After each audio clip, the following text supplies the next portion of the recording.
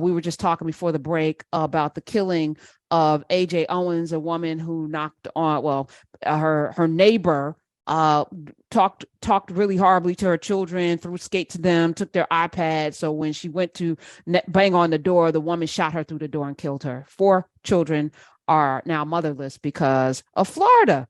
And they have a law, and the woman has not been arrested, right? So we will tweet out the Marion County Sheriff's website. You can call and email, but let's talk to somebody that actually is in government and understands how to get things done. Of course, he was a congressman, the first Muslim elected to Congress from the great state of Minnesota. He is also, I think, the first Black attorney general in Minnesota's history as well, reelected by a slimmer margin. We're going to talk about that as well. He's got a new book called Break the Wheel, Ending the Cycle of Police Violence. Let me welcome Keith Ellison back to the camera. Hey, Karen, good to see you, my friend. How are you? I am awesome. Good to see you. Well, you're looking phenomenal. You're looking great. Thank you. And I can't see your socks, but I think you got Bomber socks on. So yeah, I do. They're comfortable. Yes, thank you. Very good for noticing. Yeah. What a world we living in, huh? Is it? I'm like, is this 1919? Is this 1950? Or is this something else? Because I feel like we should know better at this point. So now the stakes are higher, right? When you know better, like we got history, we have not technology. This should not be going on in a world of civilized people. No, well, so here's the thing, at some point, the gun makers, the gun retailers, and all the members of Congress who make sure that there's ample guns everywhere, you got to assume that they would expect these kind of tragic things to happen. So while the woman who shot AJ Owens is certainly guilty, I believe, and should be charged and made to stand and face a jury, I think that the whole apparatus that set this up is also responsible. I mean, the whole fact that you have more mass shootings than you have days in the year in 2023. You can't say that you're for guns here, there, and everywhere, and then stand back. This tragedy happens and say it's not you, right? Right. Now, on the other hand, look, I'm not in Florida, but I will tell you this. Anybody who says they can't charge this case out, even understand your ground, just doesn't want to, right? Because look, you've got to, there must be some threat. You can't shoot somebody because they're on your porch. They have to be a threat of some kind. Well, did you see a gun? Obviously not. Did the person brandish one? No. How do we know? Because you shot through a door. You couldn't see what was on the other side of it. So to me, that is absolutely clear that this person needs to be shot, needs to be face justice. But look at this, look at what it took to have Ahmaud Arbery's killers charged. Look at it was a Herculean took a video. I mean, it took a video that got leaked by one of the people that is now in jail. They did it. With 35 that did it. Without that video, Ahmaud Arbery's killing probably goes unnoticed. Yeah, and they make the story up how they want. And then the other thing, is so many. I mean, look at Laquan McDonald's case took so long to be charged. There's so many cases like this. And by the way, right now, I mean, obviously, so many things in our country are racialized, but there's white folks getting shot in crazy situations like this. Can you pause there for a second? Because I am contending that this race thing is a trick bag that paints us into a corner that eventually we won't be able to get out of. Right. If we pull it into human beings deserve to be alive, right, and bring it across the board and take the race, because racism is like red, white, and blue with the stars. Let's just assume that it's baked in. But if we constantly use that as the litmus test or the metric by which we are going to end up in a corner that we won't be able to get out of, and we won't have any progress. So if even policing, because I feel like, your book on policing, step by step, you are definitely giving us a blueprint on how to break the wheel, but it's about the system.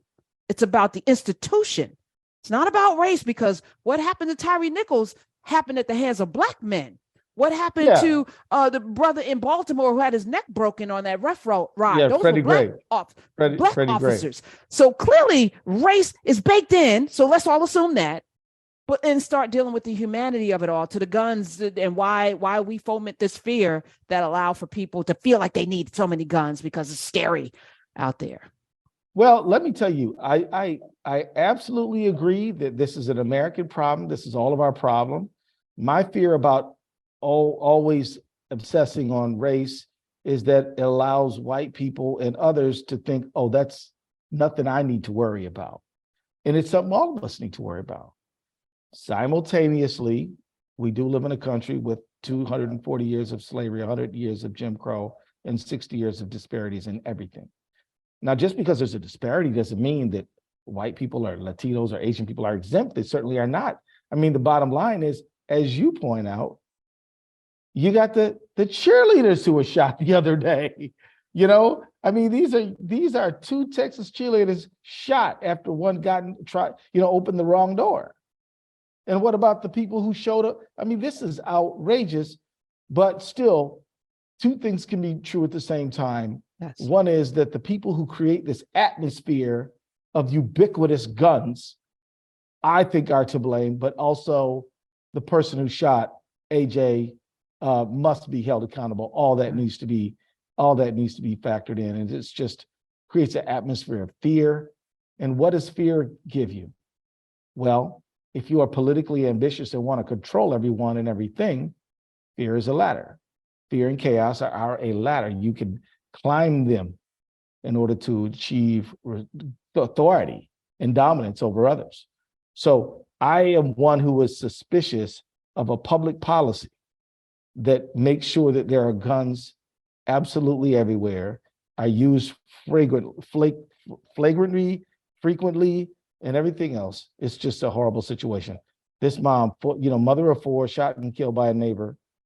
And at this point, nobody is facing justice for it. It's very sad. A.G. Ellison, I had you on quite frequently during the whole George Floyd trial. Yeah, it was great. You were amazing with how you surgically and masterfully prosecuted that case. Every single officer is in jail. Every single officer has paid, not the debt that George Floyd paid, but they're all in jail. And thank you for that. 866-801-8255. Break the Wheel, Ending the Cycle of Police Violence. Is that possible? And why'd you write this book? Well, we got to believe it's possible. And I do believe it's possible. There are cities in the United States have dramatically decreased the number of in custody deaths at the hands of law enforcement. You asked me why I wrote the book. That's a good question. I wrote the book because we need to drive a conversation on how we can end this cycle. It needs to be ended to protect human life. And now the life includes not just George Floyd, but it also includes officer wellness. I'm telling you that this tragic incident has broken the trust of community and law enforcement.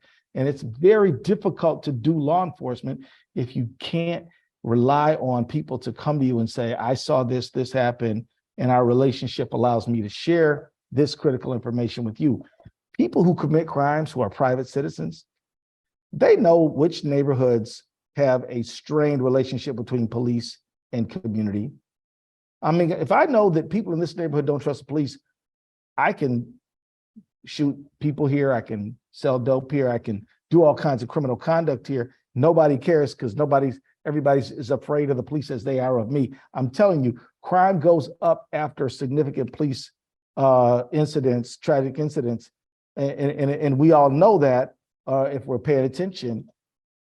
It is important for us to bring police and community together. The people who we rely on to help keep us safe, we've got to be able to be in touch with them. Now, a lot of people say, well, we do. No, we don't, not everywhere.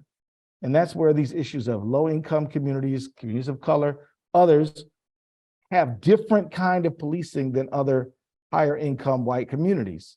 And we just might as well admit that to be true. It's true. Everybody kind of knows it's true. The other reason why I wrote this book is because if you just look at Minneapolis, we've spent over $100 million over the last 10 years on misconduct cases. right? $100 million.